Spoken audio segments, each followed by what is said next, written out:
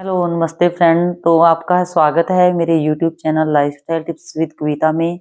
तो सभी को राधे राधे।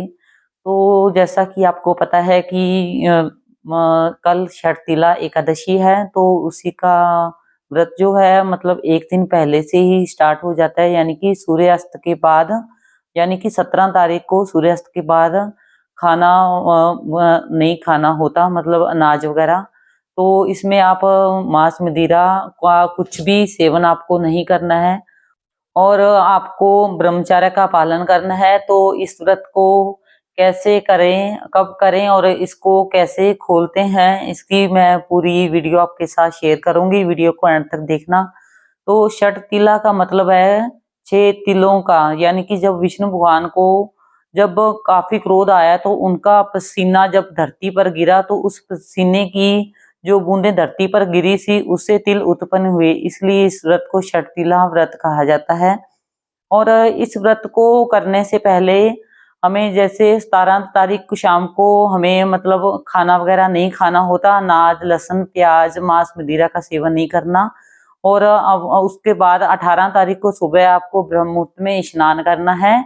स्नान में आपको, यानी कि शर्तिला का व्रत है तो आप में इसको तिल डालना है, आपको काले तिल डालने हैं और काले तिल आपको पानी में डाल के आपको स्नान करना है। उसके बाद आपको पूजा अर्चना करनी है। पूजा अर्चना में आपको पीले वस्त्र डालने हैं और विष्णु भगवान की पूजा करनी है। अगर लड्डू गोपाल हैं तो आप उन्हें भी पीले वस्त्र पहनाएं, और मैं हर बार आपको कहती हूँ कि आप पीले वस्त्र ही डालें और इस दिन सारा दिन भगवान का नाम लें।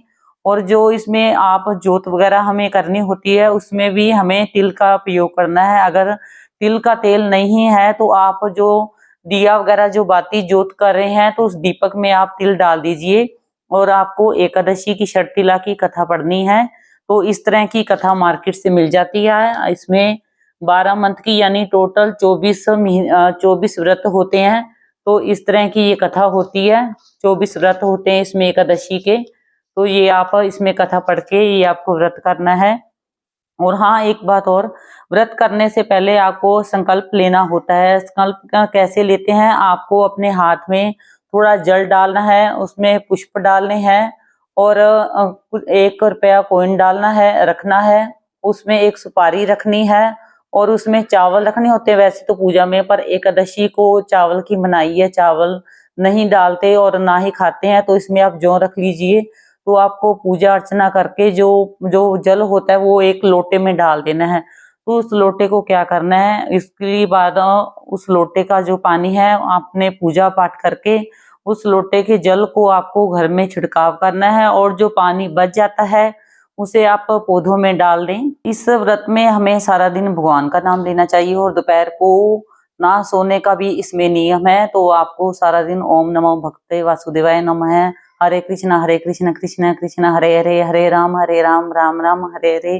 कोई भी विष्णु भगवान के हमें गाने सुनने चाहिए, मोबाइल पे सुन ले, कान्हा जी के गाने सुन ले, भजन लगा लें, यूट्यूब पे सुन ले, कुछ भी आप कर सकते हैं। इस दिन हमें किसी की चुगली निंदा नहीं करनी है।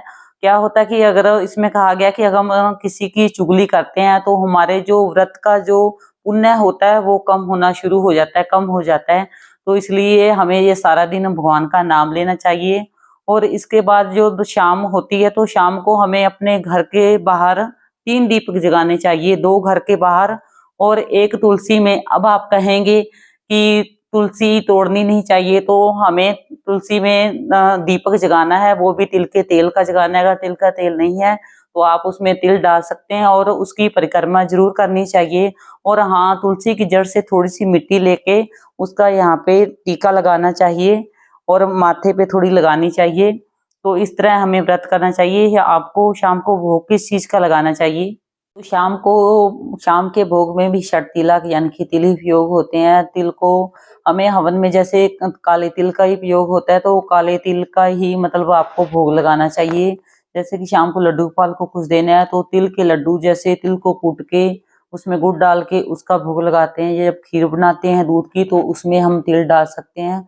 तो तिल का भोजन करना चाहिए। इसमें वैसे तो 4 पहर की पूजा का नियम है, अगर 4 पहर नहीं कर सकते हैं तो हमें 1 पहर ही, हमें शाम को रात के 10 बजे तक पूजा करनी चाहिए। और जो हम दीपक होता है उसकी बात, उसमें भी हमें तिल का तेल डाल के वो जोत वगैरह करनी चाहिए, जो अखंड जोत होती है। तो कुछ लोग कहते हैं कि हमें चाय पीनी चाहिए या नहीं।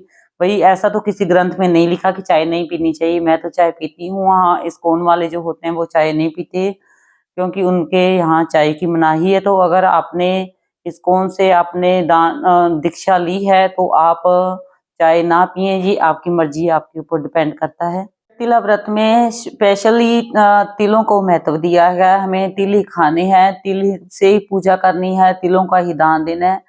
तो इसलिए हमें जो दान देने हैं उसमें हमें सफेद तिल दान करने हैं, जो दीपक जलाना है उसमें हमने काले तिल डालने हैं।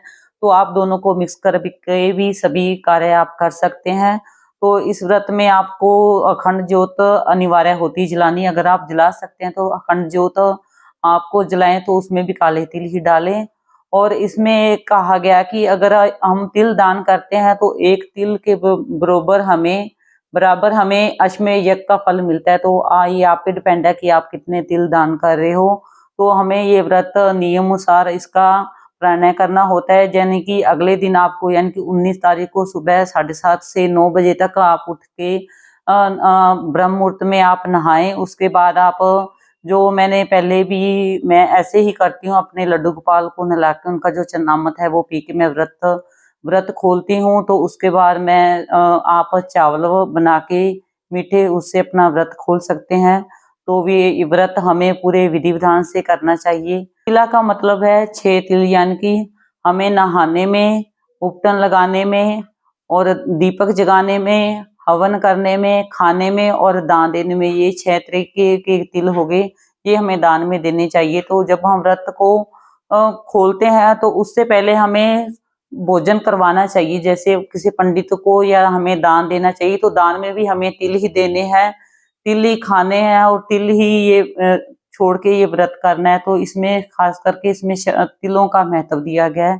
तो हमें ये व्रत नियमानुसार करना है। इसी तरह से वीडियो के एंड में बने रहिए, आपको मैं बताऊंगी एक चमत्कारी दिया कैसे जलाना है और उसे कैसे उपयोग में लाना है, उसके क्या उपाय हैं, कैसे करना है। तो षटतिला एकादशी में जब हम संकल्प लेते हैं तो उसमें हम, कोई जो होते हैं काफी लोग जो निर्जला व्रत भी रखते हैं, कोई एक टाइम को भोजन करते हैं नमक का, कोई फलाहार पे। तो ये आप पे डिपेंड करता है कि आपको किस तरह रखना है। और हाँ, एकादशी व्रत में हमें विष्णु का जाप करना चाहिए, ये तो इसका है ही। खास करके ये षटतिला एकादशी जो है, ये तिल का इसमें खास महत्व है। तो ये वीडियो इसलिए आपके साथ मैं शेयर कर रही हूँ। और एक जो इसमें आपको मैंने बताया मनोकामना पूर्ण करना है, जो अखंड दीपक है उसमें जब जब जो बाती होती है, जब वो जल जाए, में जो तेल बच जाता है, आप उस तेल के काफी सारे फायदे हैं। उस तेल को आप निकाल के अपने मस्तक पे तिलक करें, अपने हाथ में थोड़ा सा डाल के उसको उसको अपने माथे की लकीरों पे लगाएं। तो बाकी जो तेल होता है उसे आप छोटी डिब्बी में भी डाल के रख सकते हैं। ये आपको, जैसे बच्चों की नजर लगती है उसके लिए, या बच्चे डर जाते हैं, तब उनके आप माथे पे लगाएं। तो इसके काफी सारे फायदे हैं। और उसकी जो बाती होती है, आप उसे पौधों में डाल दें या जल में आप प्रवाह कर सकते हैं। तो ये तेल काफी फायदेमंद रहता है। इसके काफी सारे चमत्कारी उपाय हैं। तो हमें इस तेल को बच्चों के लिए संभाल के रखना चाहिए। बच्चे छोटे हैं जिनके घर में, वो खासकर इस तेल को अपने पास रखें, तो इसके बहुत फायदे होंगे। और आपको ये आज की वीडियो कैसी लगी? अगर पसंद आए तो लाइक करें, चैनल को सब्सक्राइब करें और मेरी वीडियो को शेयर करें। तो ओके, मिलते हैं नेक्स्ट वीडियो में। Bye bye.